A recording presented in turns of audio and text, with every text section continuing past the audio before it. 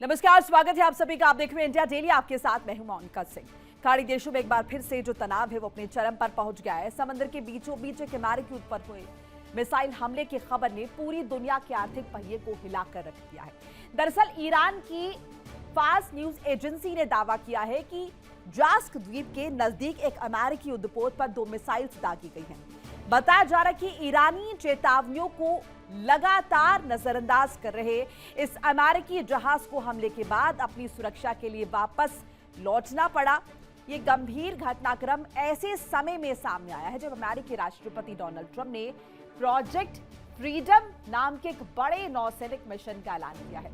इस अभियान का मुख्य मकसद हॉर्मुज़ स्ट्रेट जैसे महत्वपूर्ण समुद्री मार्ग में फंसे उन व्यापारिक जहाजों को सुरक्षित बाहर निकालना है जो इस संघर्ष में शामिल नहीं है। अमेरिका का यह ऑपरेशन अगले कुछ घंटों में शुरू होने वाला है। हालांकि ट्रंप की इस घोषणा ने शिपिंग उद्योग के अधिकारियों को हैरान कर दिया है, क्योंकि इस क्षेत्र में हमले लगातार जारी हैं और जहाजों की सुरक्षित आवाजाही फिलहाल पूरे तरीके से ठप दिखाई दे रही है। तो ऐसे में सवाल यह है कि क्या अमेरिका एक बार फिर से युद्ध छेड़ने के मूड में है। इस बीच बड़ी जानकारी, ईरान ने फिर से सीजफायर तोड़ दिया। ये बड़ी खबर आपको बता रही, ईरान ने सीजफायर तोड़ दिया है। यूएई पर ईरान के हमले लगातार जारी हैं। लगातार ईरान यूएई पर मिसाइल अटैक कर रहा है। चौथी बार यूएई पर मिसाइल हमले किए गए। ईरानी हमले किए, यूएई की तरफ से कड़ी निंदा की गई है। यूएई का ईरान को सख्त अल्टीमेटम भी सामने आ गया है कि बर्दाश्त नहीं करेंगे इस तरह के हमले। ये जवाब जो है वो बाकायदा यूएई की तरफ से जारी किया गया। ये जो आप मेरे साथ स्क्रीन पर देख रहे हैं, ये लेटर आप देख रहे हैं, ये यूएई की गवर्नमेंट की तरफ से आया है, जिसमें साफ तौर पर इस बात का जिक्र किया है कि ईरान उन्हें टारगेट कर रहा है, ईरान उन पर हमले कर रहा है और ऐसे में अब यूएई इस बात को कतई बर्दाश्त नहीं करेगा और इसका माकूल जवाब दिया जाएगा। यूएई के फुजैरा पोर्ट पर बड़ा धमाका हुआ, बड़ी जानकारी आपके साथ साझा कर रहे हैं। यूएई के फुजैरा पोर्ट पर बड़ा अटैक, फुजैरा पोर्ट से नई तस्वीर सामने आई है। ईरान ने यूएई के तेल इंडस्ट्री को निशाना बनाया। यूएई के इस पोर्ट में ईरानी ड्रोन अटैक हुआ है। ईरानी ड्रोन अटैक के बाद यहां पर आग लग गई है। ये तस्वीरों के माध्यम से आप समझ सकते हैं किस तरीके से यहां पर यूएई के इस पोर्ट को निशाना बनाया गया है ईरान की तरफ से। और इस तरह की जानकारी मिल रही है कि एक तरफ तो ईरान का एक्सपोर्ट पूरी तरह से ठप पड़ा है और यूएई की कहीं ना कहीं जिस तरीके से यहां से एक्सपोर्ट कर रहा है वो ईरान को हजम नहीं हो रहा और यहां पर ड्रोन अटैक जो है वो किया गया है ईरान की तरफ से। ऐसे में इसे सीजफायर तोड़ना माना जा रहा है, क्योंकि जाहिर है इस तरह के अटैक के बाद अब मिडिल ईस्ट में एक बार फिर से हलचल तेज हो गई है। अब प्रश्न ये उठता है कि अमेरिका इसे किस तरीके से लेता है। क्या वो इसे ऑफिशियली ईरान की तरफ से सीजफायर का उल्लंघन मानता है और क्या उसके बाद अमेरिका भी यही तरीका अख्तियार करता है और उसके बाद अमेरिका की तरफ से जो है वो अटैक शुरू हो जाएंगे ईरान के ऊपर सीधे तौर पर। और इसी पर ज्यादा चर्चा के लिए मेरे साथ मेहमानों का एक खास पैनल जुड़ चुका है, एक एक करके तारुफ करा देते। लेफ्टिनेंट कर्नल JS सोढ़ी साहब है, रक्षा विशेषज्ञ, कर्नल SK मलिक है, भू राजनीतिक विशेषज्ञ, और मनन द्विवेदी जुड़ रहे हैं, विदेश मामलों की जानकार। आप तीनों का बहुत बहुत स्वागत है। पहले सोढ़ी साहब आपका रुख कर लेते हैं। ये जो कर रहा है इस वक्त ईरान, जिस तरीके से यूएई पर टारगेट किया गया है, इसे ऑफिशियली हम सीजफायर का उल्लंघन माने और इसके बाद हम ये समझे कि मिडिल ईस्ट में एक बार फिर से वो जो कुछ वक्त पहले हम देख रहे थे बमबारी, मिसाइल अटैक लगातार हो रहे थे, कुछ वैसी तस्वीर बनेगी? जय हिंद मोनिका जी। जी, ये मेरा सौभाग्य कि मैं आपके न्यूज चैनल पर हूं, विख्यात को पैलेस के साथ हूं। युद्ध विराम का साफ मतलब होता है कि कोई भी पक्ष एक दूसरे पे गोलाबारी नहीं चलाएगा, लेकिन अगर एक भी गोली चलती है तो ऑफिशियल तौर पे तो वो युद्ध विराम का उल्लंघन माना जाता है। लेकिन अक्सर कई देश इसको नजरअंदाज करते हैं क्योंकि दोबारा इस युद्ध में जाना नहीं चाहते हैं। बेशक ईरान ने यूएई पे एक हमला किया है, ईरान ने एक पानी के जहाज पे हमला किया है, ईरान ने एक अमेरिका के युद्ध पोत पे 2 मिसाइलें दागी हैं, लेकिन अब तक अमेरिका ने नहीं कहा है कि युद्ध विराम खत्म हो चुका है, जंग शुरू हो चुका है। बल्कि सेक्रेटरी ऑफ वॉर या डिपार्टमेंट ऑफ वॉर ने अब तक कोई स्टेटमेंट नहीं इशू की है। सेंट्रल कमांड ने, जो सेंटकॉम कहते हैं अमेरिका का, उसने कोई स्टेटमेंट नहीं इशू की है।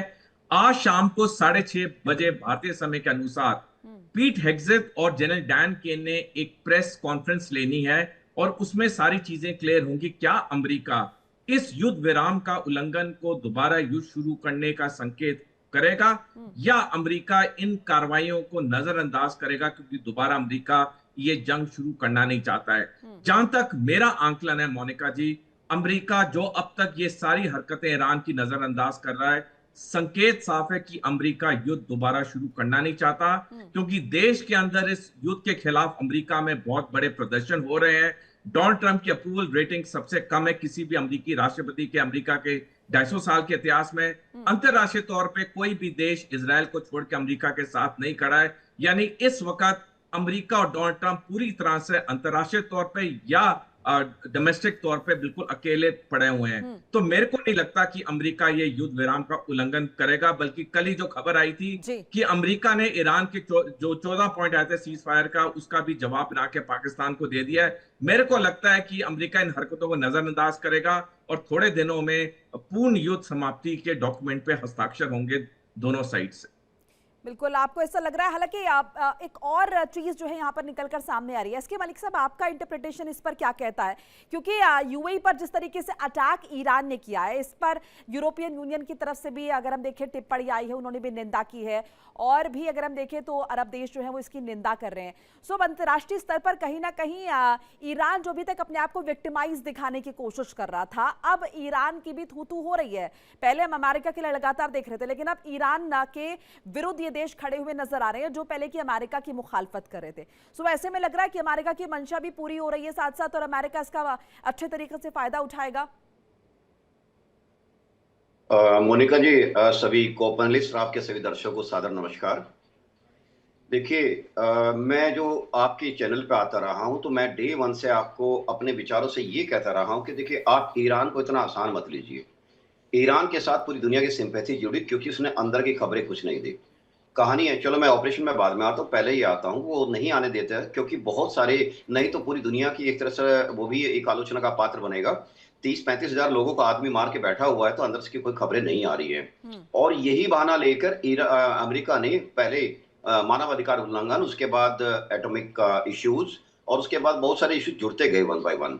आज की हालत यह है कि ईरान खुद एक तरह से छटपटाहट की स्थिति में इसलिए है क्योंकि ईरान की इकोनॉमी को थोड़ा टाइट किया गया है और अमेरिका ने उसका घेराबंदी की है, इकोनॉमी की घेराबंदी की है।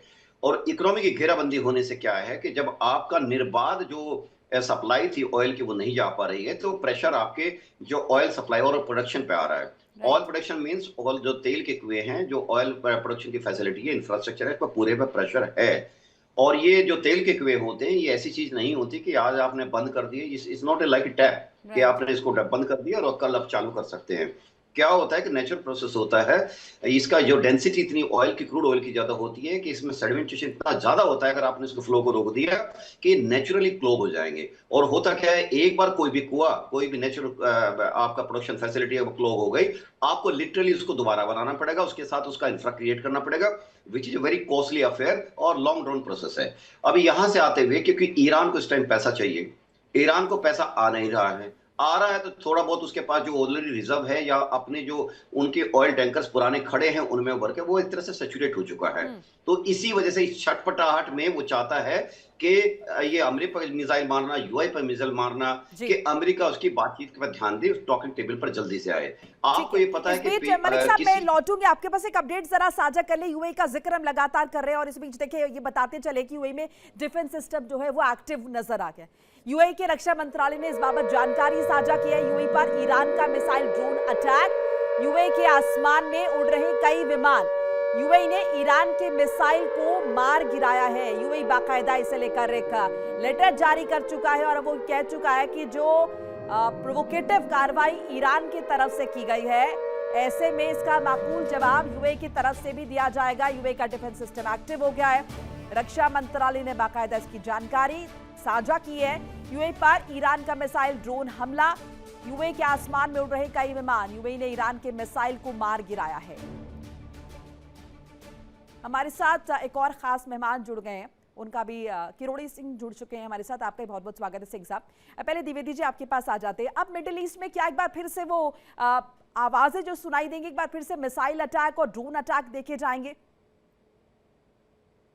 देखिए, अगर हम वेस्ट एशिया की वो पूरी स्ट्रैटेजी को देखें, रणनीति को देखें, तो और जिस तरीके का सिनेरियो वहां पर बना है, ये एक तरीके का ड्रोन और मिसाइल वॉरफेयर, एक तरीके का एसिमेट्रिक वॉरफेयर और एक ऐसे युद्ध में परिणित होता जा रहा है।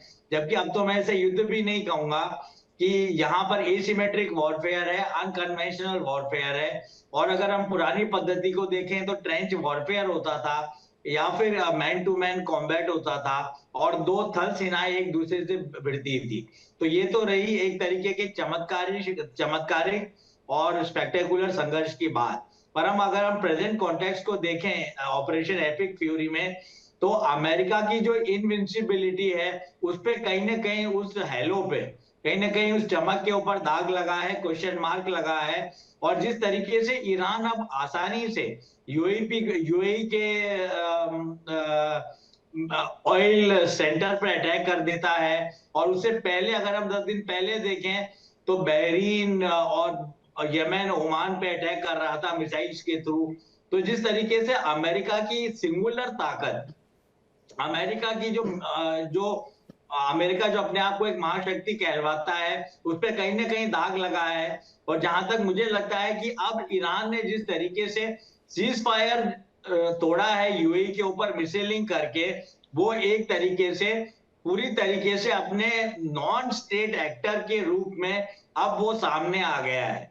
मुझे नहीं लगता कि हमास और हिजबुल्ला और हुतीज और बाकी के जो शिट्टी रिबेल्स हैं सीरिया वगैरह में, उनमें और ईरान की हाई कमांड में कोई ज्यादा अंतर रह गया है। और अमेरिका को, ये पूरे विश्व को ज्ञात हो गया है कि अमेरिका भी एक नॉर्मल हाइपर पावर ही है, और शायद कुछ वर्षों में उसे सुपर पावर का या हाइपर पावर का और ग्लोबल हेजीमोन का तमगा छिन जाए। क्योंकि प्रेसिडेंट ट्रंप बहुत दिनों से, जब वो मार्क रुटे से भी मिले व्हाइट हाउस में, और जिस तरीके से उनकी बातचीत होती रही, जिस प्रकार से वो ट्रुथ सोशल में लिखते रहे, तो अमेरिका अकेला काफी नहीं है वैश्विक शक्तियों के लिए या आतंकवादियों के लिए या नॉन स्टेट एक्टर्स के लिए, जो कि ईरान बनता जा रहा है। तो ये एक तरीके से बहुत बड़ा वाटरशेड मूवमेंट है वर्ल्ड पॉलिटिक्स के लिए, कि अमेरिका की सिंगुलर इनविंसिबिलिटी पे बहुत बड़ा क्वेश्चन मार्क लग गया है।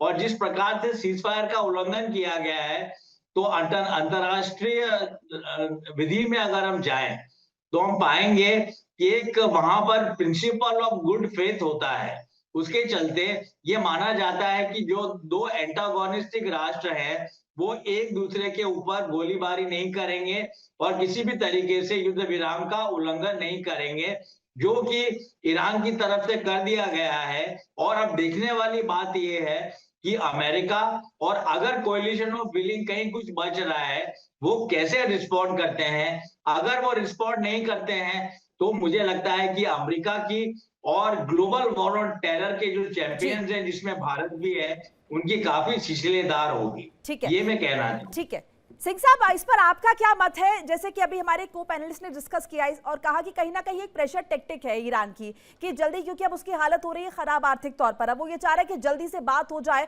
और समझौता हो जाए। सो आपके हिसाब से क्या ये ईरान का टैक्टिक है, जिस तरीके से बौखलाहट है, जिस तरीके से उसने यूए पर अटैक किया है, और क्या इससे बातचीत के दौरान उसे मजबूती मिलेगी या फिर उसका जो पक्ष है वो हावी रहेगा? देखिए मोनिका जी, ये टैक्टिक्स है वो अमेरिका की है या ईरान की है, इसको हम अलग अलग तरीके से देखना चाहिए। और दूसरा यह है कि अंतर्राष्ट्रीय संबंधों में जो दिखता है वो होता नहीं है, उसके नीचे जो इंटेंशन होते हैं और जो इंटरेस्ट होते हैं वो बिल्कुल अलग होते हैं। जब 40 दिन के वार के बाद अमेरिका को सीज फायर करना पड़ा, उसके बाद ट्रंप साहब के सामने दो विकल्प थे। एक तो ऐसा समझौता करें जो ईरान की शर्त मानते हुए जो अमेरिका के हित में नहीं हो, दूसरा यह है कि और ज्यादा भयंकर तरीके से स्ट्राइक करें जिसमें ईरान को और बर्बाद कर दिया जाए। और दोनों ही उनके लिए वायबल नहीं लगे तो उन्होंने तीसरा ऑप्शन निकाला कि होर्मुज में हम ईरान के जहाजों को रोकेंगे, ईरान ने जो ब्लॉकेड कर रखा है उसका ईरान का हम ब्लॉकेड करेंगे। उसका नाम उन्होंने इकोनॉमिक फ्यूरी दिया और उसका उद्देश्य था कि ईरान को इतना दबा देंगे, ईरान की अर्थव्यवस्था खराब हो जाएगी, वित्तीय स्थिति खराब हो जाएगी। लेकिन ईरान ने एक विकल्प निकाल लिया, क्योंकि ईरान अपने टेरिटोरियल वाटर से, पाकिस्तान के टेरिटोरियल वाटर से होते हुए अलग अलग देशों के टेरिटोरियल वाटर से तेल सप्लाई और दूसरी चीजों का ट्रेड शुरू हो गया। तो जिस तरीके का उन्होंने एंटीसिपेट किया था कि इकोनॉमिक फ्यूरी से हम ईरान की कमर तोड़ देंगे, बिना युद्ध के, बिना समझौते के ईरान को झुका देंगे, वो सफल नहीं हुआ। वो सफल नहीं होने के बाद में मैंने पहले भी कई चैनल्स पे कहा था कि अंतरराष्ट्रीय स्तर पे जो इस तरह के युद्ध होते हैं उसमें कोवर्ट एक्शन भी होते हैं और फॉल्स फ्लैग ऑपरेशन भी होते हैं।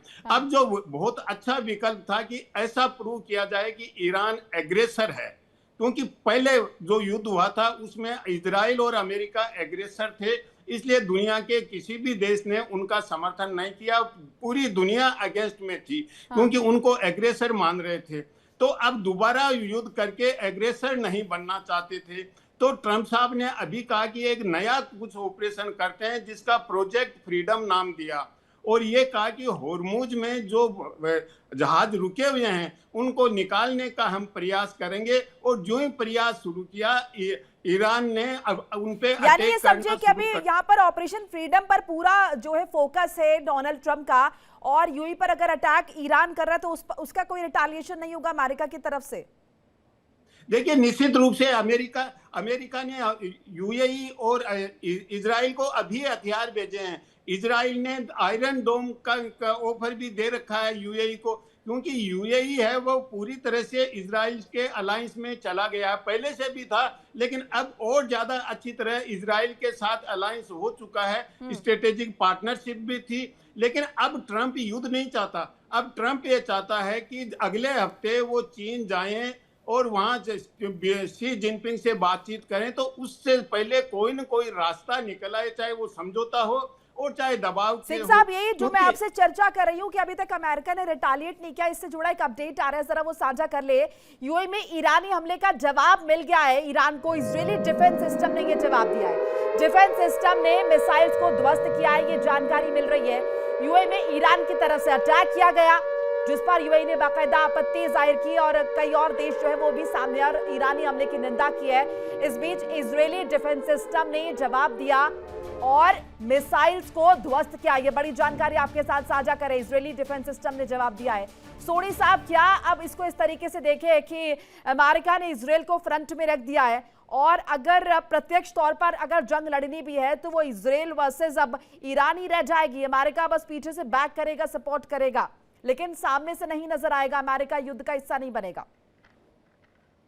मोनिका जी, 27 मार्च को जब ये 40 दिन का युद्ध चल रहा था तो 27 मार्च को इजराइल के दो विख्यात अखबार टाइम्स ऑफ इजराइल और जेरूसलम पोस्ट में खबर छपी कि इजराइल के chief of staff lieutenant Juyal अमीर ने इजरायली मंत्रिमंडल को बयान दिया है कि इजराइल अगर ईरान के साथ और लंबा युद्ध करेगा तो इजरायली सेना टूटने के कगार पे, it is on the verge of collapse.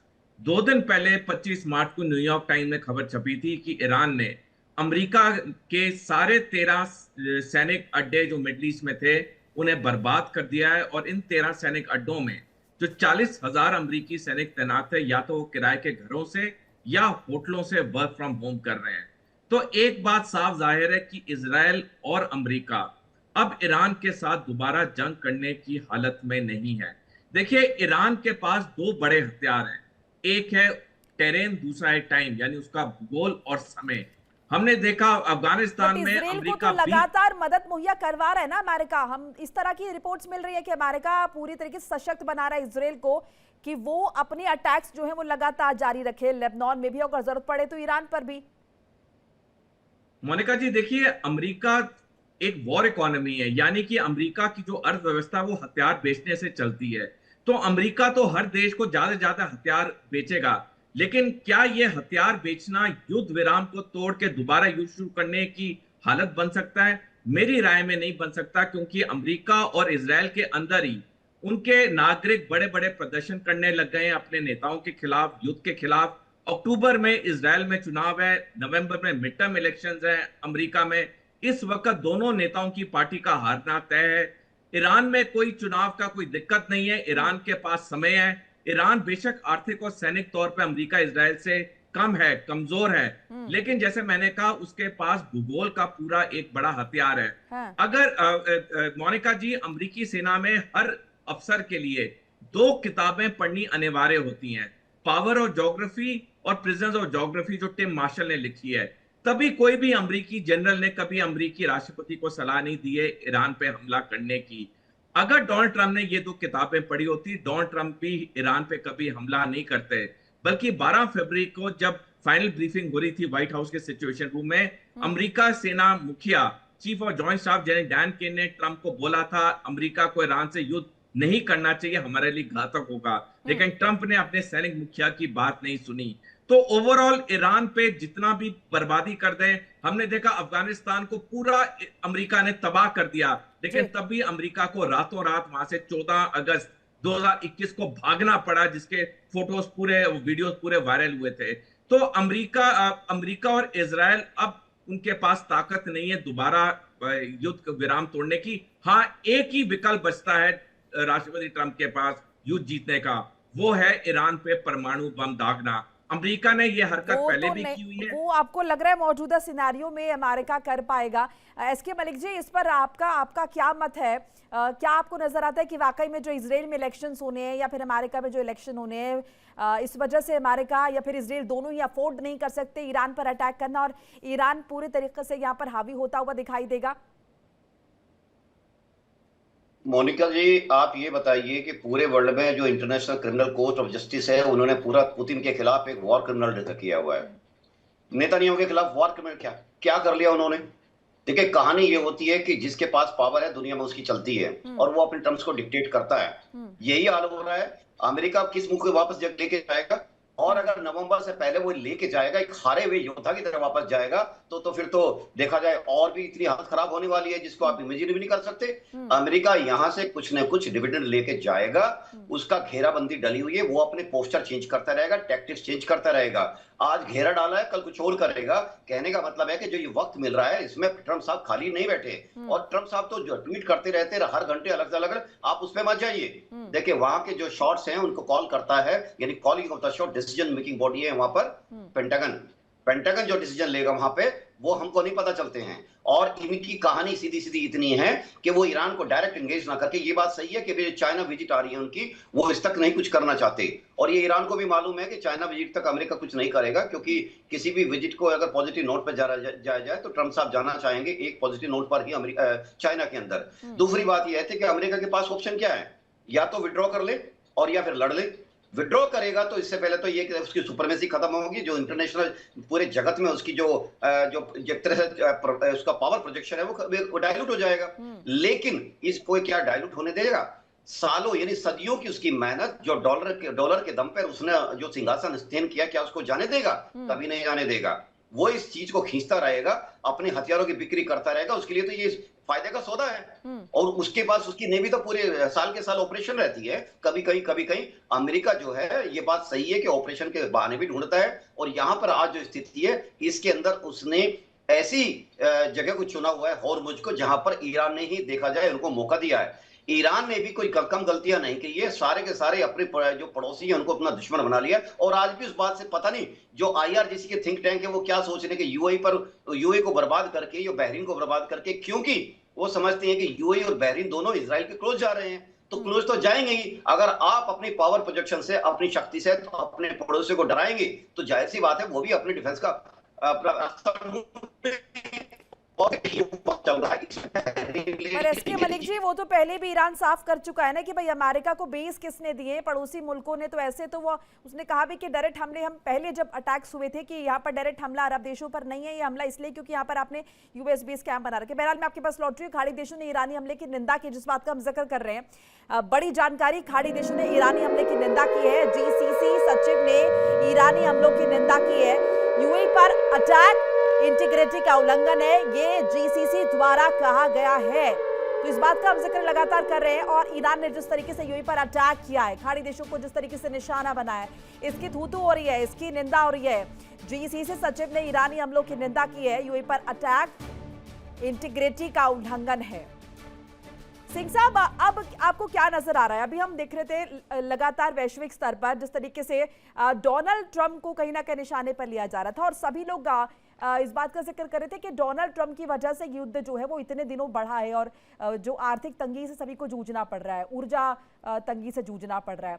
अब आपको लग रहा है कि ये जो विक्टिम कार्ड पहले ईरान खेल रहा था कि हम तो सिर्फ बातचीत करना चाहते हैं, यहाँ पर अमेरिका बात नहीं कर रहा है, अब ये जो अटैक ईरान की तरफ से फ्रेश अटैक्स जो हुए हैं यूएई पर, इसकी वजह से, क्योंकि इसकी निंदा यूरोपियन यूनियन ने भी की है, आपको लग रहा है इसकी वजह से ईरान कहीं अलग थलग पड़ता हुआ दिखाई देगा?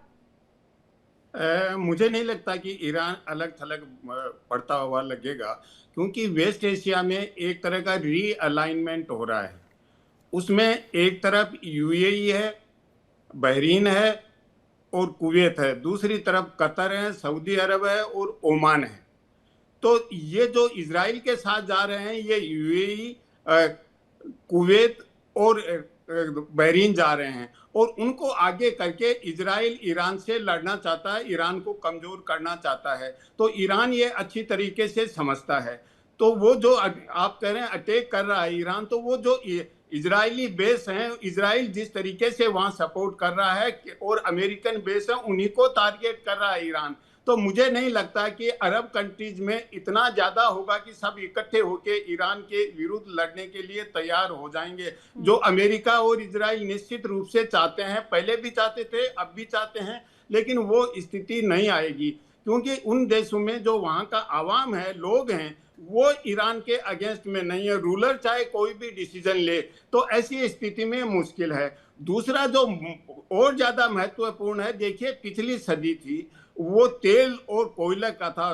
पिछली सदी के बिगिनिंग में कोयला बहुत इंपॉर्टेंट था, उसको लेके झगड़ा होता था, फिर तेल को लेके, और अभी भी तेल को हम केवल एक दिखावा मात्र है। जो रियल लड़ाई है वो रेयर अर्थ मिनरल्स की है, और उस पे चाइना का कब्जा है। चाइना, और जब अमेरिका ने चाइना पे टैरिफ लगाया तो उन्होंने रेयर अर्थ मिनरल्स पे बैन लगा दिया, और बैन भी सब देशों के लिए नहीं लगाया, उनका लाइसेंसिंग सिस्टम करेंगे, तो अमेरिका को आइसोलेट करके अमेरिका पे बैन लग गया। तो ट्रंप ने फिर फरवरी में 54 देशों की मीटिंग बुलाई कि रेयर अर्थ मिनरल्स पे चाइना का कब्जा है, ये दुनिया के लिए बहुत बड़ा खतरा है। तो वहां पे ये कहा गया कि इसको किस तरह से डील किया जाए भविष्य में, क्योंकि भविष्य की जो चीज है वो ज्यादा इंपॉर्टेंट है, वो रेयर अर्थ मिनरल्स हैं। और अब वो चाइना के पास जाना चाहते हैं, तो चाइना को ये मैसेज देना चाहते हैं कि हमने आपका ऑयल वेनेजुएला से रोक दिया है, हम ईरान से भी रोक देंगे। तो एक तरह का चीन पे दबाव बनाना चाहते हैं कि वो रेयर अर्थ मिनरल्स अमेरिका को आसानी से सप्लाई करना शुरू कर दे, क्योंकि जो मॉडर्न टेक्नोलॉजी है वो उनके बिना बिल्कुल काम नहीं कर सकती, न आगे बढ़ सकती। तो वो एक दबाव की कूटनीति तो उनकी है चीन के साथ, लेकिन इस दूसरी तरफ चीन के साथ रशिया, ईरान के साथ रशिया और चीन भी खड़े हैं। पुतिन ने बिल्कुल स्पष्ट रूप से कह दिया कि अगर दोबारा एस्कालेट करेंगे तो अच्छी स्थिति नहीं होगी, पूरी दुनिया के लिए ये कैटास्ट्रोफिक होगी। तो रशिया ईरान के साथ, और रशिया ने ये भी कह दिया ईरान के साथ हमारा स्ट्रेटेजिक पार्टनरशिप का एग्रीमेंट है। तो ऐसी स्थिति में अब मुझे नहीं लगता कि ट्रंप डायरेक्ट रूप से कोई मिलिट्री एक्शन लेना चाहते हैं। समझौता ऐसे हालात में जो टर्म्स एंड कंडीशंस हैं और दोनों में अविश्वास का जो लेवल है, उसमें अभी समझौता भी नहीं हो सकता। और जो घरेलू दबाव है राजनीति का, वो तो और भी ज्यादा खतरनाक है ट्रंप के लिए, क्योंकि वहां पे जो कांग्रेसनल कमेटी के सामने जो हेगसेथ गए और जिस तरह की बातचीत हुई, तो हेगसेथ को ये कहना पड़ा कि हम लड़ ही नहीं रहे ईरान से, हमारा तो सीज फायर चल रहा है, इसलिए युद्ध के लिए एक्सटेंशन की जरूरत ही नहीं है। तो अब अगर युद्ध और करेंगे तो कांग्रेस में और ज्यादा हालत खराब हो जाएगी, और विशेष रूप से सीनेट में जो 13 सीनेटर रिपब्लिकन पार्टी के हैं, वो ट्रंप के युद्ध के निर्णय के खिलाफ हैं। और सबसे बड़ी गलती सर, अब ऐसा भी लग रहा है, सर माफ कीजिएगा रोक रही हूँ आपको, ऐसा भी लग रहा है कि जैसे कि ट्रंप ना वक्त बाय कर रहे हैं, वो वक्त ले रहे हैं, और उन्होंने छोड़ दिया ईरान के ऊपर कि अब ईरान तड़पता रहे और वो बौखलाहट में जो है उसने अटैक करने शुरू कर दिए। जैसे कि आपने जिक्र किया कि लगातार अमेरिका तो कह रहा है कि भाई हमारी तरफ से सीज फायर है, अब ईरान सीज फायर तोड़ रहा है। ऐसा लग रहा है वक्त लिया जा रहा है, बौखलाहट यहाँ पर नजर आ रही है। द्विवेदी जी, इस पर आपका पक्ष, क्या इस बौखलाहट में अमेरिका, माफ कीजिएगा, ईरान और इस तरह के कदम उठाएगा और अग्रेसिवली अटैक करेगा? देखिए, मैं कहूंगा कि जिस तरीके से ऑपरेशन प्रोजेक्ट फ्रीडम को इनिशिएट किया है प्रेसिडेंट डोनाल्ड ट्रंप ने, तो मैं इस बात से सहमत नहीं हूं कि अमेरिका और इजराइल, और हम सिर्फ अमेरिका की बात करें, अमेरिका की सार्वभौम शक्ति के बारे में बात करें, मुझे नहीं लगता है कि प्रेसिडेंट डोनाल्ड ट्रंप चुप बैठेंगे। निर्णय कहीं से भी होते हो, पेंटागन से या यूएस स्टेट डिपार्टमेंट से या पीटर हेगसेट से, पर अमेरिका की छवि के अलावा ये अमेरिकन नेशनल इंटरेस्ट, उनकी वॉर इकोनॉमी के लिए भी बहुत इंपॉर्टेंट है कि ईरान को सिर्फ धमकाया, डराया या नुकसान या पार्शियल लॉस नहीं करवाया जाए, पर उसके अलावा जो चीज शुरुआत की गई थी अमेरिका द्वारा, वो पूरी तरीके से कंप्लीशन पे लाया जाए। और ये बहुत बड़ा क्रिटिसिज्म है जो अमेरिकन विदेश नीति के ऊपर लगाया जाता है पिछले कई वर्षों से, पिछले द्वितीय विश्व युद्ध के बाद से, कि वो कहीं पर भी जाते हैं, जैसे अफगानिस्तान में गए और भी कई क्षेत्रों में गए, लैटिन अमेरिका में गए, तो उन्होंने अपनी जो इंटरवेंशनिस्ट कवायद है वो आधी छोड़ दी, और सेम विदेश नीति को, सेम इंटरवेंशनिज्म को हम लोग ईरान के वॉर में भी परिलक्षित होते हुए, रिफ्लेक्ट होते हुए देख रहते हैं। हाँ। तो इस पे कहीं ना कहीं अमेरिका की सार्वभौम सत्ता पर या अमेरिका की किल पोटेंशियल पर एक क्वेश्चन मार्क लगता है। हाँ। इसके अलावा मैं ब्रीफ सी बात ये कहना चाहूंगा कि मैं नहीं मानता कि प्रेसिडेंट डोनाल्ड, ये युद्ध का अंत है, हाँ। अविश्वास है, लैक ऑफ गुड फेथ है इंटरनेशनल लॉ के हिसाब से, जिसके कारण बातचीत नहीं हो सकती। पर वॉर भी एक तरीके से डिप्लोमेसी और विदेश नीति का इंस्ट्रूमेंट माना जाता है। नहीं हो सकती, तो मुझे लगता है रह रहकर संघर्ष होता रहेगा। साथ नहीं बैठेंगे, एक पेज पर नहीं आएंगे बात करने के लिए। वो जो सेकंड फेज की वार्ता का लगातार जिक्र कर रहे हैं, वो वार्ता यानी नहीं हो पाएगी, मुनासिब कुछ भी यहाँ पर वातावरण नजर नहीं आ रहा है। मैं इस पर जवाब आपसे लूंगी, इस बीच एक अपडेट जरा साझा कर ले। यूएई में ईरानी हमलों की निंदा की गई है। यूरोपियन यूनियन, कुवैत ने यूएई के प्रति एकजुटता दिखाई है। ईरान ने यूएई पर हमला कर पाप कर दिया है, ये कुवैत ने कहा। अंतर्राष्ट्रीय कानून का उल्लंघन किया गया, इस बात का भी जिक्र किया। जो अटैक किया है ईरान ने यूएई में, उस अटैक की निंदा हो रही है। यूरोपीय यूनियन निंदा कर रहा है। कुवैत ने भी कहीं ना कहीं यूएई के प्रति अपनी एकजुटता दिखाई है और साफ तौर पर ईरान को कटघरे में खड़ा किया है और कहा है कि हमला कर पाप किया है कुवैत ने। ये कुवैत द्वारा कहा गया, अंतर्राष्ट्रीय कानून का उल्लंघन किया गया है ईरान द्वारा, इस बात का जिक्र जो है किया गया। सोनी साहब, आप अभी कह रहे थे कि अफोर्ड नहीं कर पाएगा किसी भी तरीके से, ना अमेरिका अफोर्ड कर सकता है लड़ाई करना, ना इजराइल अफोर्ड कर सकता है। ऐसे में ईरान का पक्ष जो है मजबूत है, जैसे कि अभी आपने जिक्र किया। सो अभी क्या माने कि बातचीत क्यों नहीं हो पा रही? ईरान का पक्ष अगर इतना ही मजबूत है और अमेरिका युद्ध नहीं जो है लड़ने की कंडीशन में है, तो ये सेकेंड फेज की वार्ता क्यों नहीं हो पा रही है? मोनिका जी, देखिए, ईरान की जो एक मेन कंडीशन है पूर्ण युद्ध खत्म करने के लिए, वो है कि अमेरिका लिख के दे कि वो आगे से ईरान पे युद्ध नहीं करेगा। अमेरिका इस चीज को देने के लिए लिखित में तैयार नहीं है। ईरान इतिहास से सबको सीख ले चुका है।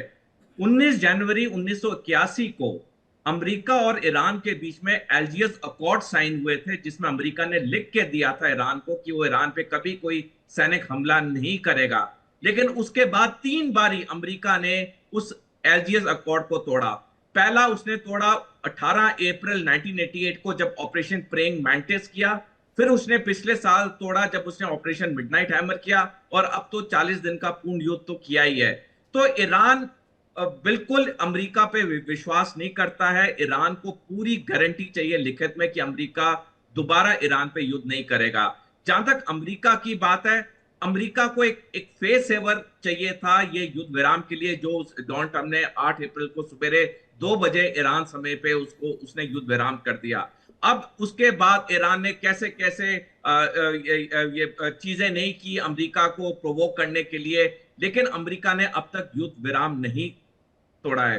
देखिए, जहां तक अमेरिकी सेना की बात है, अमेरिकी सेना बुरी तरह से पिछले 3-4 दशकों में पिट चुकी है। चाहे 20 साल उसे अफगानिस्तान में हार देखनी पड़ी, चाहे 19 साल उसे वियतनाम में हार देखनी पड़ी, जहां जहां पे अमेरिकी सेना की लड़ाई होती है, किसी देश की सेना जो थोड़ी भी प्रोफेशनल है, अमेरिका वहां हार जाता है। हाँ, अमेरिका को सफलता मिली है छोटे मोटे देशों में, क्यूबा हो गया, लिबिया हो गया, वेनेजुएला हो गया, लेकिन कोई भी देश की सेना जिसमें थोड़ी प्रोफेशनल कॉम्पिटेंस है, अमेरिका की सेना वहां टिक नहीं सकती है। तभी अमेरिकी सैनिक या अमेरिकी जनरल ये युद्ध शुरू करना ही नहीं चाहते थे इन द फर्स्ट प्लेस। जहां तक इजराइल की बात है, इजराइल मैं मानता हूं 2015 से पहले इजराइल एक बहुत बड़ी ताकत थी मिडिल ईस्ट में, लेकिन इजराइल में 2 बड़े रक्षा सुधार हुए। अभी तो सर इजराइल का जो मुख्य मकसद है वो यही नजर आता है ना कि किसी भी तरीके से लेबनान से हिजबुल्लाह का खात्मा करे, और इसी कड़ी में वो लगातार अटैक कर भी रहा है। अटैक्स उसके रुके कहाँ? ये कहना कि अब इजराइल अग्रेसिवली काम नहीं कर रहा, अग्रेसिवली नहीं है, ऐसा तो बिल्कुल भी नहीं दिख रहा। एसके मलिक जी, मुझे लग रहा है कि जो सीजफायर हुआ है ना, क्योंकि सीजफायर शुरू में किया गया ईरान अमेरिका के बीच, लेकिन फिर हमने खबरें देखी कि इजराइल लगातार ताबड़तोड़ अटैक कर रहा था लेबनान पर। फिर ईरान ने ऑब्जेक्ट किया, ईरान ने कहा कि ये कैसा सीजफायर हुआ है, बोला कि वो सीजफायर से लेबनान जो है वो बाहर है। अब यहाँ पर जो है मुझे लग रहा है कि ईरान अमेरिका के बीच सीजफायर है, लेकिन वहां पर मिडिल ईस्ट में अटैक शुरू हो गए। तो क्या अब ये सीजफायर ये डायरेक्टली बस ऐसे रह जाएगा कि ईरान अमेरिका पर अटैक न करे, अमेरिका ईरान पर, बाकी पूरे मिडिल ईस्ट में तहलका ऐसे ही मचा रहेगा? मोनिका सिंह जी, जो लोग जियोपॉलिटिक्स को समझते हैं और किसी भी इशू को लार्जर लेवल पर समझना चाहते हैं, उनको अच्छी तरह से मालूम है कि सीज फायर होना या युद्ध में पॉज देना या ऑपरेशन को डाइवर्ट करना, ये एक लार्जर गेम का हिस्सा होता है। हमें नहीं पता कि अमेरिका क्या चाहता है, लेकिन इतना जरूर बता दें, अगर आप 2 कदम पीछे लेते हैं, इसका मतलब ये नहीं कि आप हार रहे हैं या कर रहे हैं। अमेरिका निश्चित रूप से एक महाशक्ति है, इकोनॉमिक महाशक्ति है, मिलिट्री महाशक्ति है, और पूरी दुनिया के अंदर एक ऐसा कंट्री है कि जो आज की दुनिया में नंबर 1 की अर्थव्यवस्था रखता है। ये जो सर कह रहे थे, मैं इस बात को बिल्कुल एग्री करता हूं कि इसमें चाइना फैक्टर इम्बाइब है, क्योंकि कारण यह है कि चाइना भी अपने आप को देखा जाए बड़ा टाइट फील कर रहा है, खासकर जब से ये वेनेजुएला का केस हुआ है। अमेरिका की दादागिरी छिपी नहीं है, इसमें अमेरिका को कोई क्लीन चिट नहीं दी जा सकती है। लेकिन मैं टेल यू, अगर अमेरिका का कुछ बिलियंस डॉलर या ट्रिलियन डॉलर खर्च हो जाता है, क्या फर्क पड़ता है? उसको फर्क पड़ता है, क्योंकि उसकी जो इंडस्ट्री है, वार इंडस्ट्री है, मैन्युफैक्चरिंग, उसको तो और इंपीटस मिल जाएगा, और मिलता है। अमेरिका इसको ऐसे नहीं देखता है। अमेरिका अभी चुपचाप बैठा है क्योंकि वो टाइम गेन किया है, और इसके अंदर उसने अपने आप को, उसने पूरे ऑपरेशन के रिसोर्सेज को, लाइक ईरान ने भी किया है, रीऑर्गेनाइज किया है, रीचैनलाइज किया है, और एक तरह से रीऑगमेंट किया है। तो इन सब चीजों को देखते हुए अमेरिका, बात मानिए, नवंबर में जब इलेक्शन है, इलेक्शन बड़ी चीज होती है, क्योंकि अमेरिका एक डेमोक्रेटिक कंट्री है। वहां पर जीसीसी कंट्री की तरह नहीं है कि जहां पर एक राजशाही चलती है। वहां पर उसको अपना मुंह दिखाने के लिए, अपने सिटीजन्स में एक रेस्पेक्टेबल फेस ले जाने के लिए, he has to gain something from here. और यहां पर जो चल रहा है फिलहाल कि भाई दोनों साइड इतनी कड़ी शर्तें लगा रहे हैं एग्रीमेंट के लिए, ये इस पर तो बात बनेगी नहीं, कतई नहीं बनेगी। ईरान चाहता है कि मुझे गारंटी दीजिए कि आप मेरे पर अटैक नहीं करेंगे, तो आप भी गारंटी दे दीजिए कि मैं हिजबुल्लाह, हुती और अंसार अल्लाह को नहीं मदद करूंगा। आप खुद वर्ल्ड कम्युनिटी को कोई गारंटी नहीं देना चाहते, कोई एश्योरेंस नहीं देना चाहते, और आप सबसे गारंटी चाहते हैं। देखिए, ईरान ने एक बड़ी मिस्टेक की है, वो मिस्टेक की है, इसलिए मैं बड़ा सिंपल भाषा में रखता हूं कि जी पूरी गली के पहला घर मेरा है, मैं डंडा लेकर बैठ जाऊंगा, ना किसी को आने दूंगा, ना किसी को जाने दूंगा। देखिए, अगर आपको अमेरिका से इतना दुश्मन निकालनी, मारिए अमेरिका पे मिसाइल मारिए, क्यों नहीं मार रहे आप? पूरी दुनिया में आप एनर्जी क्राइसिस कर रहे हैं, और ये चलेगा, क्योंकि यही एक तरीका है ये प्रेशर टैक्टिक्स अपनाने का। और आपके जो अरब जो मुल्क हैं, जो अरब जीसीसी कंट्रीज है, आप उनको एश्योर क्यों नहीं करते? आप एश्योर करने की तो बात छोड़ दी, अगर आप अमेरिका को रिलेवेंट करना चाहते हो तो आप उनसे डायलॉग क्यों नहीं इनिशिएट करते? पैरेलली शुरू कीजिए, अमेरिका का रिलेवेंस आधा वैसे ही खत्म हो जाएगा। लेकिन अमेरिका ना इसको शुरू होने देगा और ना ही ईरान करना चाहेगा, क्योंकि ईरान का इस पूरे खित्ते में एक इस्लामिक मुल्क का चौधरी बनने की जो ख्वाहिश है वो चल रही है, वो चलेगी। क्योंकि ख्वाहिश का मतलब है, चौधराहट का मतलब है सुपरमेसी, और सुपरमेसी जब किसी कंट्री की होती है तो फ्यूचर में उसके लिए एक प्लेइंग फील्ड मिलता है, प्लेइंग ग्राउंड मिलता है कि अपनी शर्तों को डिक्टेट कर सके। क्या इस टाइम जीसीसी कंट्रीज की अर्थव्यवस्था बाधित नहीं हो रही है? हो रही है, खासकर सऊदी अरब को भी छोड़ दी, चलो उसके पास दूसरा रास्ता है। ईरान तो कह रहा है उसने होर्मुज को खोल दिया है, यहाँ पर तो अब यूएस नाकाबंदी है, वो तो कह रहा है हमें टोल दो, जो भी उनका टोल है, उनका कहना है कि हमें टोल दो और आप निकल जाओ, लेकिन अमेरिका ने नाकाबंदी लगाई हुई है। आपके पास लौटू उसके जवाब के लिए। ईरान का यूएई पर अटैक, एक बड़ी जानकारी जरा साझा कर ले, अमेरिका का यूएई पर अटैक, और ये जो अटैक हुआ जिसका लगातार जिक्र कर रहे हैं, इसमें 3 भारतीय जख्मी हुए। ईरानी हमले में 3 भारतीय जख्मी हुए। ईरान ने यूएई पर अटैक किया है, जिसका जवाब भी दिया गया है, निंदा भी हो रही है, और इसमें 3 भारतीय जख्मी हुए। द्विवेदी जी, जो मैं एसके मलिक जी से पूछ रही थी, इस पर आपका क्या पक्ष है? मुझसे पूछ रहे हैं? जी जी, आप अपना प्रश्न रिपीट कर सकते हैं क्या? जी बिल्कुल द्विवेदी जी, होर्मुज स्ट्रेट को लेकर हम बात कर रहे थे। होर्मुज स्ट्रेट पर अब तो ईरान का यही कहना रहा ना कि भाई मेरी तरफ से होर्मुज स्ट्रेट खुला हुआ है, ये तो अमेरिका की नाकाबंदी है जिसकी वजह से होर्मुज स्ट्रेट बंद है। देखिए, इसमें हम ये कहेंगे कि एक तरीके से नेवल ब्लॉकेड की जो बातचीत है वो काफी पुरानी है। हमको चाहते हुए या ना चाहते हुए भी अनफॉर्चुनेटली इतिहास में जाना पड़ेगा। काफी लोग ये बात जानते हैं कि जब क्यूबन मिसाइल क्राइसिस हुआ 1962 में, और उस समय जिस तरीके से बातचीत हुई क्रेमलिन और एक्स कॉम के जो रूम में, जहां पे जेएफके और बाकी के लोग थे, तो उस समय भी ये बात सामने आई। तो क्रुश्चेव ने डायरेक्ट फैक्ट्स किया इनको, जेएफके को, और बोला कि आप लोग अपनी जो नेवल ब्लॉकेड है, जो हमारे शिप्स क्यूबा के पास पहुंच रहे हैं, उनको रोकना बंद कर दें, और साथ में आपका जो जुपिटर मिसाइल्स तैनात है चेकोस्लोवाकिया और पोलैंड में, जो पूरी तरीके से टारगेट किए हुए हैं रशिया को, उसको भी वहां से हटा दें। तो बातचीत चली और विश्व प्रेसिपाइस पे, युद्ध के प्रेसिपाइस पे, और बिल्कुल एक क्लिफ के कोने तक पहुंच गया, पर सैनिटी रही और दोनों राष्ट्रों ने आगे बात को बढ़ाया नहीं। तो मैं बात ये कहना चाहता हूं कि नेवल ब्लॉकेड बहुत पुराना हथियार है, जिससे कि इकोनॉमिक्स के क्षेत्र में और मिलिट्री स्ट्रेटेजी के क्षेत्र में दो राष्ट्र एक दूसरे से लड़ सकते हैं। पर हमें ये नहीं भूलना चाहिए कि हुतीज ने जिस तरीके से, जलदस्युओं ने और पायरेट्स ने जिस तरीके से आतंक मचा रखा है, हॉर्मुज स्ट्रेट ही नहीं, उस पूरी क्षेत्र के चैनल्स पर जगह जगह वो पूरी तरीके से कहीं न कहीं ईरान का पैसा, ईरान के हथियार, ईरान की ट्रेनिंग और ईरान का कूटनीतिक सपोर्ट, इन सब नॉन स्टेट एक्टर्स को मिल रहा है। तो एक तरह की क्लेंजिंग, फिर से ऑपरेशन फ्रीडम की मैं बात करूंगा, एक तरीके की क्लेंजिंग की बातचीत अमेरिका ने की। मैं ये नहीं कह रहा कि अमेरिका बहुत बड़ा हाई पेडेस्टल पे है, मॉरल मुल्ला है, पर फिर भी हम देखें कि हर चीज ऑयल ट्रेड से, वॉर इकोनॉमी से नहीं जोड़ी जा सकती। एथिक्स और नैतिकता के रूप में भी युद्ध होते हैं, और कहीं ना कहीं ईरान बहुत बड़ा कल्प्रिट है। और अपनी बात में खत्म करूंगा कि अंतरराष्ट्रीय विधि में एक शब्द होता है परफिडियस और परफिडी, तो मैं इसको बड़े आसान शब्दों में समझाऊंगा। ये प्रोटोकॉल 2 आईसीआरसी और protocol 3 ICRC red cross association की बात हम कर रहे हैं, उसमें कहा गया है कि कहीं ना कहीं अगर गुड फेथ का सिद्धांत तोड़ा जाता है, जैसा कि उल्लंघन ईरान ने किया है, अमेरिका ने नहीं किया है, तो ये परफिडी की कैटेगरी में आता है, और ये पनिशेबल ऑफेंस है विश्व के सारे राष्ट्रों के डोमेस्टिक विधि में भी और अंतरराष्ट्रीय विधि में भी। तो हम ये देखेंगे कि इसके अलावा एयरफोर्स मैनुअल अमेरिका का, यूके का भी जो जनरल्स मैनुअल है, और कई राष्ट्रों के जो मैनुअल है, उसमें ये बहुत बड़ा अनपार्डनेबल सिन है, अनपार्डनेबल क्राइम है कि आप सीज फायर करने के बाद भी सीज फायर को ब्रेक करते हैं और अपने एनिमी के सोल्जर्स को या उनके सिविलियंस को हताहत करते हैं। मैं आपकी बात नेवल ब्लॉकेड पे आना चाहूंगा।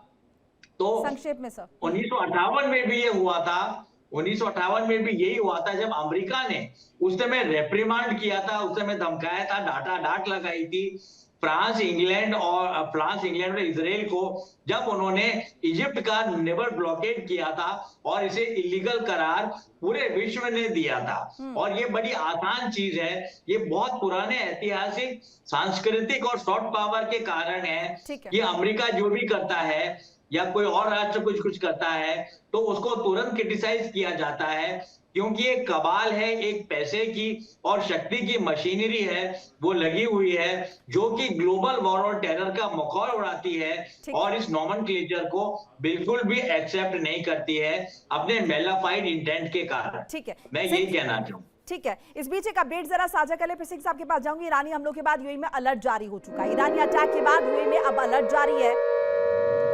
स्कूल्स में डिस्टेंस लर्निंग का ऐलान कर दिया गया है। यूए के शिक्षा मंत्रालय ने यह ऐलान किया है। सुरक्षा को देखते हुए यह कदम उठाया गया है ताकि किसी भी तरह के अनहोनी को टाला जा सके। निश्चित तौर पर जिस तरह से अटैक हुआ ईरान की तरफ से, मुमकिन है कि आगे भी इस तरह के हमले हो। ऐसे में सुरक्षा कारणों से एक बड़ा डिसीजन लिया गया है। स्कूल्स में डिस्टेंस लर्निंग का ऐलान कर दिया गया है। शिक्षा मंत्रालय ने बाकायदा इसकी घोषणा की है। सुरक्षा को देखते हुए यह कदम उठाया गया है। सिंह साहब, यूएई में तो हम देख रहे हैं अब तरह के ऐलान हो रहे हैं, एडवाइजरीज जारी हो रही हैं। कुल मिलाकर आप क्या किस तरीके से सिचुएशन को देख रहे हैं? आसान शब्दों में समझाइएगा। क्या वाकई में बातचीत से पहले एक बार फिर से ये अटैक शुरू हो जाएंगे, हमले शुरू हो जाएंगे, या फिर क्योंकि बातचीत तो हो नहीं पा रही ना, दोनों ही जो पक्ष है वो पेज पर आ नहीं पा रहे हैं, या फिर ये कंडीशंस फिर से इम्प्रोवाइज होंगी? देखिए मोनिका जी, एडवाइजरी जारी होना, अलर्ट इश्यू होना एक एडमिनिस्ट्रेटिव प्रोसीजर का पार्ट है। जब युद्ध चल रहा था उस समय मैं मिडिल ईस्ट में ही था, तो रेगुलर अलर्ट भी जारी होते थे और हमारी एडवाइजरीज वहाँ हैं, उन्होंने भी एडवाइजरी जारी कर रखी थी और नंबर दे रखे थे 24 आवर के लिए। अगर किसी को दिक्कत है इंडियन को तो वो कांटेक्ट करे। तो ये तो एक एडमिनिस्ट्रेटिव प्रोसीजर का पार्ट है।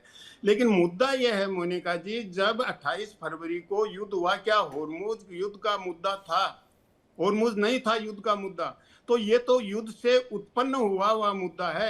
मेन मुद्दे हैं युद्ध के, वो तो बिल्कुल ही अलग मुद्दे हैं। तो उस समय एग्रेसर कौन था? इंटरनेशनल लॉ के अनुसार हम ये कहते हैं कि वो जो नॉन स्टेट एक्टर्स हैं उनको ईरान सपोर्ट कर रहा है। देखिए, नॉन स्टेट एक्टर्स को ईरान सपोर्ट कर रहा है, तो ईरान के अगेंस्ट में कुर्द्स को कौन सपोर्ट कर रहा है?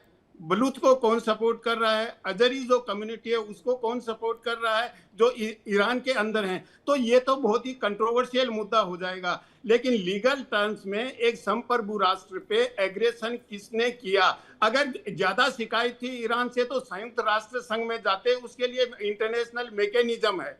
अब अमेरिका के सामने देखिए, शुरू में, माफ कीजिएगा मैं रोक रही हूँ, शुरू में मैंने इसी बात का जिक्र किया था कि पहले शुरू में जो है सब लगातार ये कह रहे थे कि अमेरिका की तरफ से कार्रवाई की गई, सब इसकी निंदा कर रहे थे। लेकिन अब पिक्चर ऐसे बदली है और अब सब लगा जो है सब ईरान को यहाँ पर बता रहे कि ईरान किस तरीके से अंतर्राष्ट्रीय कानून का मखौल उड़ा रहा है। Please continue.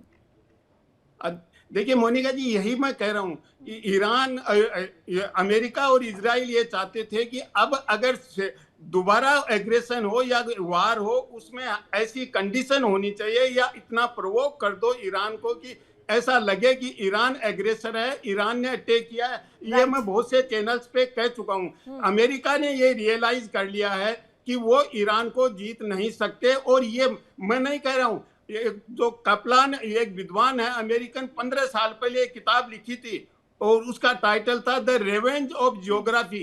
और उन्होंने स्पष्ट रूप से अमेरिका को अलर्ट किया था कि ईरान में आप कभी जीत नहीं पाओगे, वहां की ज्योग्राफी है वो बदला लेती है, ईरान की ज्योग्राफी है। 15 साल पहले की बात है। खैर वो एक अलग बात होगी। लेकिन अमेरिका, कहीं भी अमेरिका सेनाएं गई हैं या किसी भी देश की सेनाएं गई हैं, जहां देश के अंदर चली गई हैं वहां सफल नहीं रही, चाहे कितना ही पावरफुल कंट्री हो। ये जो एम्पायर्स का युग हो, साम्राज्यों का था, उस समय तो चल जाता था। आज दूसरे महायुद्ध के बाद जहां भी सेना गई हैं, अंदर घुसी हैं, वहां उनको डिफीट मिली है, वो सफल नहीं रही। सेनाओं का काम है इंटरनेशनल बॉर्डर पे लड़ना। अंदर जाके कितना ही कमजोर हो, आप पूरे जनमानस को खत्म नहीं कर सकते। तो ईरान तो बहुत बड़ा देश है, उसकी ज्योग्राफी आपके फेवरेबल नहीं है। पर्शियन कल्चर अलग है जिसमें चंगेज खान जीत नहीं पाया। ब्रिटिशर्स ने बहुत ट्राई किया ईरान को पेनेट्रेट करने को, नहीं कर पाए। तो हमें पर्शियन कल्चर और सिविलाइजेशन को समझना चाहिए। और होर्मुज, जैसे द्विवेदी जी ने कहा कि ये पहले भी मुद्दा था, पहले मुद्दा एंशिएंट पीरियड में भी था। उस समय भी रोमन साम्राज्य और बेजेंटाइन साम्राज्य थे, उस समय भी ये मुद्दा था पर्शियंस के और उनके बीच में होर्मुज का। तो मुद्दा तो बहुत पुराना है। फिर 87 में जब इराक ईरान युद्ध था, उस समय भी बड़ा हाईलाइट हुआ था। लेकिन अब बहुत ज्यादा हाईलाइट हो गया है। तो इस मुद्दे को कैसे सुलझाया जाए? तो अमेरिका के अगेंस्ट में ईरान संयुक्त राष्ट्र संघ में गया है कि इंटरनेशनल वाटर में किसी भी शिप को ब्लॉकेड करना, ये अमेरिका इंटरनेशनल लॉ का उल्लंघन कर रहा है। क्योंकि ये अमेरिका का कोई टेरिटोरियल वाटर नहीं है और अमेरिका अकेला कर रहा है, अमेरिका के दूसरे साथी साथ नहीं है। पहले अमेरिका ने जहां चाहे वो इराक में हो, अफगानिस्तान में हो, ये कोalition बना के उन्होंने वहां इंटरफेरेंस किया है। यहाँ अमेरिका ने अकेला किया है, तो अब अमेरिका को कोई एग्जिट स्ट्रेटेजी नहीं दिख रही है। इसकी अमेरिकन्स भी आलोचना कर रहे हैं और दूसरे देश हैं वो भी आलोचना कर रहे हैं। जर्मनी ने अभी कहा, तो जर्मनी से अमेरिका ने कहा कि हम आपको 500 सैनिक विड्रॉ कर लेते हैं। आप तो यही ऑप्शन है ना उनके पास, धमकाते रहने का, यही एक उनके पास एक चारा। एक अपडेट जरा बता दें, यूएई में हमले के बाद अरागची का स्टेटमेंट आया है। यूएई में हमले के बाद अरागची का बयान, राजनीतिक संकट का कोई सैन्य हल नहीं, यह अरागची ने कहा। और साथ साथ अमेरिका यूएई को चेता भी दिया है। यूएई में पहले अटैक किया ईरान ने और उसके बाद अरागची की तरफ से स्टेटमेंट, राजनीतिक संकट का कोई सैन्य हल नहीं है, ये अरागची द्वारा कहा गया और अमेरिका और यूएई को चेता भी दिया गया है। इसके साथ साथ सोडी साहब, ये स्टेटमेंट अरागची का, पहले हमला भी उन्हीं की तरफ से होता है और उसके बाद वो ये भी कह देते हैं कि राजनीतिक संकट का कोई सैन्य हल नहीं है। मोनिका जी, 22 जनवरी को अरागची ने बयान दिया था कि अगर अमेरिका ने ईरान पे हमला किया तो अमेरिका सारी खाड़ी देशों को टारगेट करेगा, और ईरान ने करके दिखाया। अब ये जो बयान आया ये बिल्कुल सही है, क्योंकि फाइनली अगर आप देखें हर चीज का सलूशन टेबल पे बैठ के ही निकलता है। आप जितनी भी बड़ी सेना कर ले, या तो आपको पूर्ण जीत मिल जाए, जैसे 1971 में भारत को पाकिस्तान पे पूर्ण जीत मिली, हमने पाकिस्तान के 2 टुकड़े कर दिए, तो उसके बाद तो कोई बातचीत का सवाल था ही नहीं, क्योंकि हमें तो पूर्ण जीत मिल गई थी। लेकिन यहाँ पे जब अमेरिका का कोई सैनिक लक्ष्य पूरा नहीं हो रहा है और अमेरिका ने 40 दिन भी अपनी सैनिक शक्ति का इस्तेमाल कर लिया, निकला कुछ नहीं। देख लिए इस जब मोनिका जी थोड़ा संक्षेप में प्लीज, ये आपने जिस बात का जिक्र किया कि कोई सैन्य हल नहीं है, एसके मलिक साहब, इस पर आपका एक रिएक्शन मैं चाहूंगी। अमेरिका तो ये भी कह रहा है कि वहां पर हम अपना सैन्य बल भेज देते हैं, ग्राउंड जीरो पर लड़ाई लड़ लेंगे। क्या ये मुमकिन है, ये प्रैक्टिकल है कि अमेरिका अपनी आर्मी भेज देगा ईरान में? मोनिका जी, अमेरिका अगर ऐसा सोचता है तो फंस जाएगा, बहुत बुरी तरह फंसेगा, क्योंकि वहां पे एक नेचुरल जो बाउल फोर्ट्रेस हो जाए, जो ईरान की जो वहां की ज्योग्राफी है, वो उसको अलाउ करेगी ही नहीं। और दूसरी बात यह है कि दूसरे के जमीन पर लड़ना, दूसरे के सी वाटर्स में जाके लड़ना, is a dam difficult job, is not easy. आपके पास चाहे जितनी भी टेक्नोलॉजी है। तीसरी बात यह है, अरागची साहब जो आप कह रहे हैं, तो इंटरनल देखे ना इस बात को, जो वहां के डिसीजन लिए जा रहे हैं, तो वो कोई अरागची साहब नहीं ले रहे हैं। अरागची साहब और वहां के पेजिस्कियान साहब को सामने एक तरह से मुखौटा का लग है, एक डेमोक्रेसी का एक मुखौटा तैयार किया गया था। असली डिसीजन तो है इसलिए, और जब तक IRGC के जनरल्स लेते रहेंगे, ईरान के रुख में लचीलापन नहीं आएगा। अरागची तो कभी कुछ कहते हैं, कभी कहते डबल स्पीक कर रहे हैं लगातार पिछले 40 दिन से नेता हैं और वो सॉफ्ट सोच उनकी सामने आती है। एक अपडेट जरा बता दें, आप लोग के पास लौट रही हूं। ईरानी मीडिया के हवाले से बड़ी खबर आ रही है। ईरानी नौसेना ने अमेरिकी युद्धपोतों को चेतावनी दी है। अमेरिकी युद्धपोतों को समंदर में फायरिंग की चेतावनी।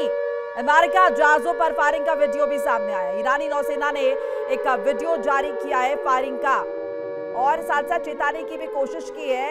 ईरान अपनी ताकत भी बता रहा है, बार बार अमेरिका को ये भी कह रहा है कि कमतर ना आके।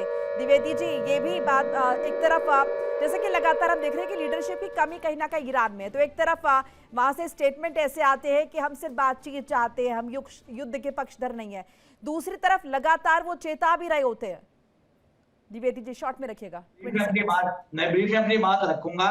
अगर हम लेटेस्ट अरागची साहब के स्टेटमेंट को देखें तो ये बात आप भी बता चुके हैं और हम लोग सब देख रहे हैं, सारा विश्व देख रहा है कि उन्होंने कहा है कि सबसे बड़ा जो सॉल्यूशन है कोई मिलिट्री सॉल्यूशन नहीं है और हमें बातचीत का ही और डिप्लोमेसी का ही रास्ता अख्तियार करना पड़ेगा। पर उसके बाद अरागची साहब ने, और जो सही बात की गई, जो रिपब्लिकन गार्ड्स डिसाइड कर रहे हैं, उन्होंने यूएई पे अटैक किया है और अब धमकी दी गई है अमेरिका को कि उनके युद्ध पोतों पर भी आक्रमण किया जाएगा।